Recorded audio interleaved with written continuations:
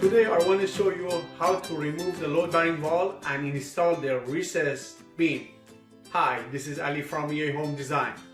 As an award-winning designer, we want to show you how to design your space better and have a smoother remodeling. Please see this video all the way to the end in order to see the changes that will happen with removing this load-bearing valve. Please don't forget to subscribe us on YouTube and follow us on Instagram. We have lots of new tips every day for you.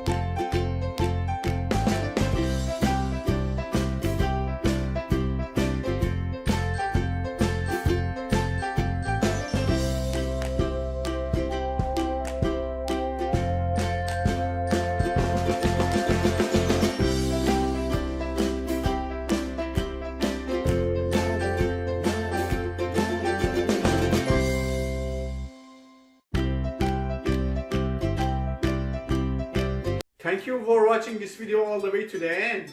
You see how much the change happened after we removed the load bearing valve? Please don't forget to follow us on Instagram and subscribe us on YouTube. This is gonna help us to make more video for you guys. Have a great one.